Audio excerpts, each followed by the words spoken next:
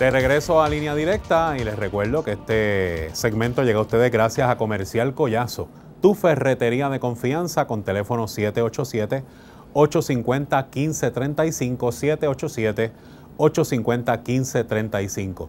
Continuamos con nuestro tema de esta noche.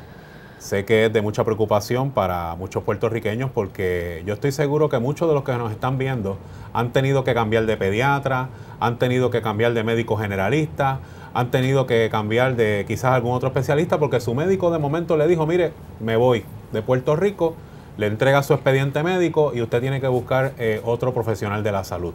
En esta ocasión tengo al presidente del Colegio Médico Cirujano de Puerto Rico, el doctor Víctor Ramos, con nosotros. Buenas noches, doctor. ¿Cómo está? Buenas noches. Es real la fuga de médicos. Es cierto real. Que se nos están yendo. ¿Cuántos se nos van al año? Es real, bueno, ha ido aumentando. En 2014 se fueron 364, el año pasado 500 y este año se estima que se podrían ir 700. ¿Y por qué se van? Bueno, la razón principal ahora mismo es económica. Antes había otras razones, pero las tarifas de los médicos no se revisan de manera general desde 1984. Los planes, las aseguradoras cada día hacen prácticas más leoninas en cuanto a bajar los pagos a los proveedores, inventándose terceros como los TPA y los PBM, que son subterfugios para violar el Código de Seguros de Salud. Por ejemplo, el TPA que tienen los fisiatras le bajó los servicios a los pacientes la mitad, el pago a los proveedores a la mitad. Tú tienes en Estados Unidos, a mí me llegan todos los días 3 o 4 emails pagándote el doble, el triple, no atendiendo que bregar con aseguradoras, te pagan la póliza impericia médica, te mudan.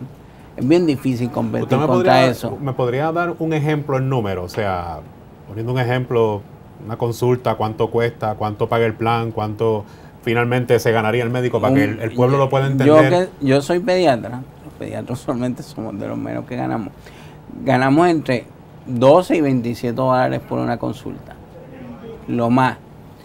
Y en Estados Unidos te pagan 100, 150, 200 por una consulta. En Estados Unidos, Medicare y Medicaid son los planes. Medicare es el plan que menos paga.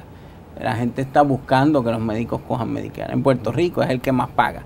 Las aseguradoras pagan por debajo de Medicare y se quedan con unas ganancias exorbitantes y ciertamente están asfixiando a la clase médica. Al pediatra le pagan de 12 a 27 dólares por consulta, pero ¿cuánto le cuesta al ciudadano entre el plan médico y el 12 a 27 es incluyendo el deducible. El deducible. Esto no es que te pagan además del deducible.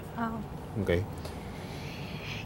Para efectos y para que nuestra teleaudiencia pueda comprender, ¿nos podría describir qué es un PA y un PBM? Un TPA y un PBM. Un TPA, esos son terceros administradores que no están regulados por nadie en Puerto Rico. Y eso hace que en los TPA le expliqué cómo cortaron los servicios. Los PBM son los que usan para los medicamentos. Todo el mundo sabe cuánto suben los medicamentos todos los años. Estas compañías no existían, ahora se ganan 510 millones de dólares al año. Y siempre tratan de que tú le des al paciente el medicamento que no necesita. El problema no es que no puedan usar un medicamento más barato. Si hay un paciente en un genérico que está bien, tú le das el genérico. Pero si hay un paciente que en el genérico está mal y está documentado, por ejemplo, yo que soy pediatra, eso ocurre mucho con las convulsiones. Si está documentado que con el genérico convulsa 50 veces al día, con el original 3 veces al día, yo tengo que estar todos los meses peleando para que le deje al original. Doctor, ¿y qué autoridad tienen estas personas? Porque el médico sería usted el que receta, o sea, los años de estudios y la experiencia lo tiene usted. ¿Qué autoridad tiene una compañía como esta en poderle decir a usted que le tiene que dar un medicamento? La autoridad que el gobierno de Puerto Rico y el de Estados Unidos le han dado por ley a estas aseguradoras para andar por la libre. Son garras que le dan a la ley, que le imponen esta... Claramente, ahora mismo la Comisión de Seguros era presidenta de un plan médico. Yo le llamo la procuradora de las aseguradoras, porque no puede ser que se radiquen querellas y yo las pierda todas, que yo no tenga la razón nunca. Si estamos hablando de un comisionado, yo soy profesora de educación continua de enfermera, y entonces lo que nos mencionan a diario es eso, una comisionada de la aseguradora que no hace, que es una cabildera de los aseguradoras. Eso es así. La realidad es que las aseguradoras tienen el control total de la ley, hacen que la ley importante como la que el gobernador vetó una ley que regulaba estos TPA y estos PBM, que eliminaba la cancelación de contratos. Se han eliminado en el último año y medio sobre 1,000 contratos de médicos. Pues ¿qué opción le deja a ese médico que no sea irse? Le planteaba que a los médicos nuevos le tienes que responder en 60 días. Ahora están 1 año y medio y 2 en cogerlo en el plan, chantajeándolo. Bueno, te cojo antes si coges 80, 70% de la tarifa, que de por sí ya es baja. Así que la realidad, el veto de estos proyectos, a menos que se incluya algo en la extraordinaria, sería un mensaje nefasto. No nos hacen falta, váyanse. ¿Y las tarifas quién las establece, doctor? Esas tarifas que usted dice... Ahora mismo las establecen las aseguradoras. Ellas se ponen de acuerdo arbitrariamente. Por eso es que hay médicos que deciden no coger plan médico. Uno llega a una oficina de médico y he visto, no aceptamos planes médicos. O sea, hay que pagar. La mayoría de los médicos no pueden hacer eso. Acuérdate, 1.2 millones de pacientes están en la reforma de salud. No tienen cómo. Son muy pocos los que podrían ir a pagar. Entonces, usualmente, ciertas especialidades pueden no coger plan médico, pero la mayoría no puede darse ese lujo.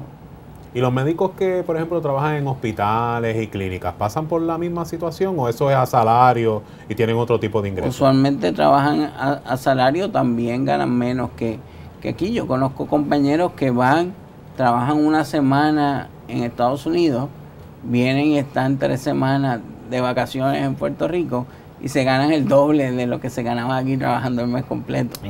Así que eso ocurre también y la realidad es que en todos los renglones están mal pagos los médicos. Aquí hay escasez en todas las especialidades. Eso iba a preguntar, que ¿cuál es la especialidad que más necesidad o menos médicos hay? La mayoría son las pediátricas y las quirúrgicas, pero hay escasez en todos. Los únicos números que mantienen los números que deben ser son oftalmología y psiquiatría.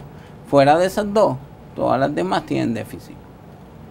¿Y qué planes tiene el Colegio de Médicos Cirujanos? Ya luego de que el gobernador vetara 4 proyectos, que ahora pues lo que queda como esperanza es que convoquen una extraordinaria. El senador Dalmau estuvo en el segmento anterior y nos dijo que iba a resometer algunos de esos proyectos. Hemos trabajado con los candidatos y las propuestas de los candidatos a la gobernación. Si no ocurre nada en este cuatrienio, lo que pasa es que la situación es tan y tan crítica que yo no creo que pueda esperar enero. Si usted nos fuera a decir si este cuatrenio le ha dado a los médicos de este país algún tipo, ¿verdad? Algún tipo de importancia, algo hizo este cuatrenio, este partido político por el Colegio de Médicos, por los médicos en Puerto Rico. Bueno, los legisladores aprobaron los proyectos de ley, llegaron a la fortaleza. De manera unánime, nos dijo el senador, en algunos proyectos. Algunos unánime, pero se aprobaron y el gobernador los vetó. La realidad es que yo no puedo decir que los legisladores no hicieron, pero ciertamente el gobernador está en su cancha. Si él quiere pasar a la historia como el único gobernador que no ha hecho nada por la salud del país, porque se han aprobado proyectos. Yo no voy a decir que no se ha aprobado ningún proyecto, pero han sido curitas, no proyectos de trascendencia como que tenga un impacto real. Y se han aprobado algunos proyectos importantes para los pacientes diabéticos, para los pacientes de fenilketonuria, que es una condición específica, y han habido ciertos curitas, pero proyectos trascendentales como estos 4, ninguno. ¿Cuál es la proyección, doctor, si esto sigue así, de que los 300 y pico de médicos que se gradúan anualmente se van y en adición a eso, uno que otro que ya está establecido se sigue yendo? ¿Nos vamos a quedar sin médicos en 5 o 6 años? Bueno, yo creo que aquí va a pasar como eventualmente pasó en Florida. En Florida no había una reforma en pericia médica, que es otro problema que hay aquí. Y no se hizo nada hasta la que sufrió las consecuencias de la ausencia de obstetras en Florida fue la hija del presidente del Senado de Florida. Entonces ahí se dieron cuenta de que esto le afecta a todo el mundo. ¿Usted cree que en todo este asunto y en el momento en que estamos hoy precisamente, que hay un juicio donde hay movimiento de dinero, influencia, hay una mano negra detrás de todo esto en las aseguradoras o en esos organismos intermedios que hay. Las están... aseguradoras tienen mucho poder económico para influenciar de la misma manera que se está hablando en el juicio. Una personaje importante en ese juicio es vicepresidente de una aseguradora. Bueno, y ejemplo de esto es como nos dice el senador y ahora el doctor.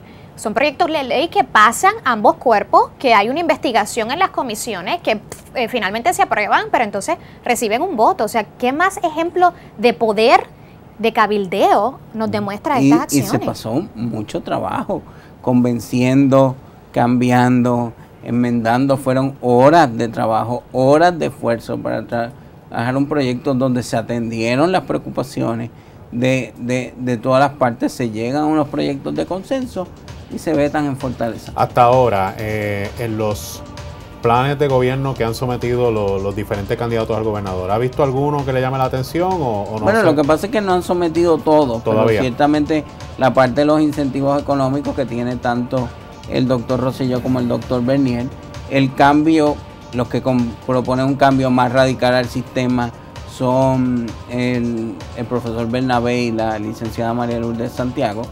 Y aunque el doctor Bernier no llega a plantear un plan de salud universal, pues lo encamina. La parte concreta del doctor Ricardo Rosselló han salido extractos, no ha salido completo y sería injusto comentarlo sin que estuviera completo. Pero cuando estén todos, pues nosotros haremos un análisis y diremos cuál se parece más a la propuesta de la coalición de proveedores y cuál no. Doctor, muchísimas gracias por estar con nosotros. Siempre hable. Esperamos que esto lo tomen más en serio, sí, ¿verdad? Y que se solucione, porque nos debemos preocupar todos como ciudadanos de que nuestros médicos se estén yendo de Puerto Rico. Vamos a hacer una pausa y vamos a continuar con este tema. No se retiren.